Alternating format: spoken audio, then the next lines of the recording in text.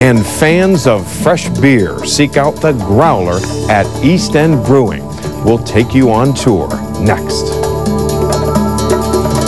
And our final story tonight is about a Pittsburgh favorite, beer. Specifically, beer that is being made at a local microbrewery known as the End Brewing Company. Now, they are not a brew pub. They don't have seats or a bar. What they do have is really fresh beer. On Cue's Dave and Dave recently paid a visit. I'm Scott Smith, and you are standing in the middle of the End Brewing Company. The standard way that people, especially in Pittsburgh, think about breweries or small breweries is they think of them in terms of a brew pub.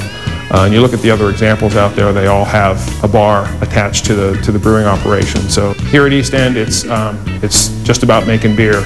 So this is a microbrewery, and you are the microbrewer? I am the microbrewer, the head keg washer, and well, about anything else that needs to be done around here.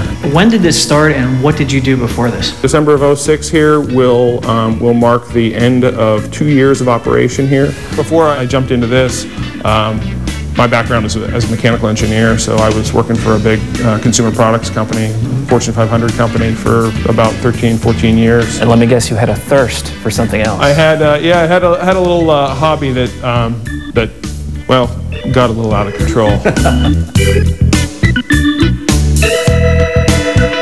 Why East End Brewery?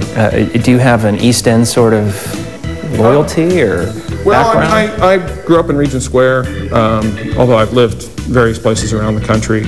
But I always had a vision for a really, not only a hometown brewery, but a local feel about it. That's all the gas of fermentation, so CO2 coming straight off of the yeast doing this thing here. People ask me if there's a pump running. You can get a gentle whiff of that, and it's just an incredible smell of fresh beer. Just about everything in this building, with the exception of one tank, is used equipment. All the stainless, all the other brewing equipment here came out of the Foundry Ale Works, which is a brew pub down in the Strip District. What are in all these tanks? What do you make here? The big brand that people may know about is Big Hop IPA.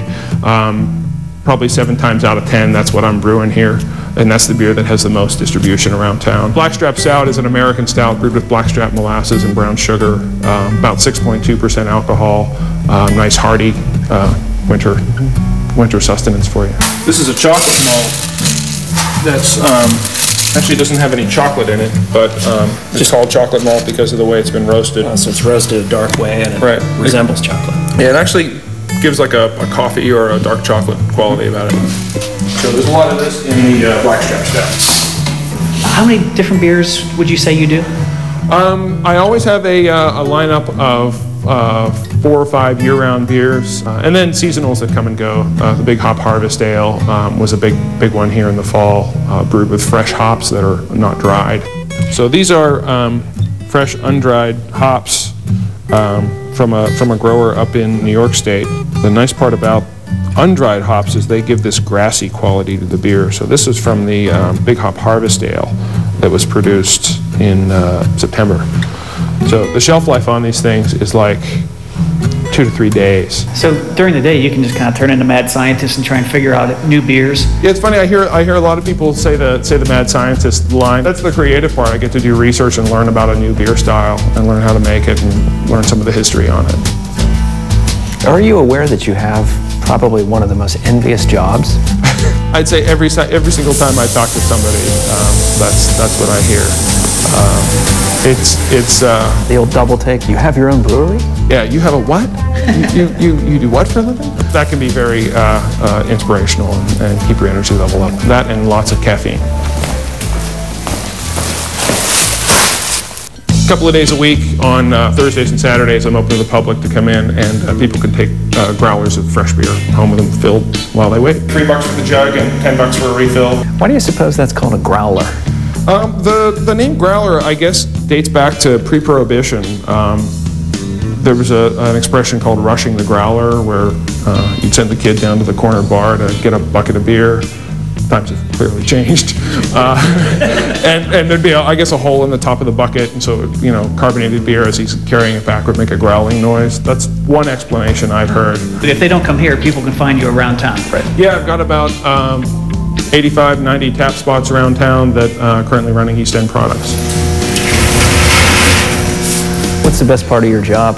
I mean, obviously the beer has some perks to it. That's the obvious answer, the first one that comes to mind. But I get to do all these different things that I never had a taste for before. I get to do everything from sales to marketing to fun, creative beer things. The best part is I'd say coming up with new beers. You're probably the one guy in town who actually enjoys taking his work home with him. Yeah, I do. And Dave tell us you can pick up a reusable growler at East End Brewing on Thursday evenings from 5 to 7 p.m. or Saturday afternoons between 2 and 5. Growlers hold a half gallon of fresh beer and will set you back $10 for each fill-up.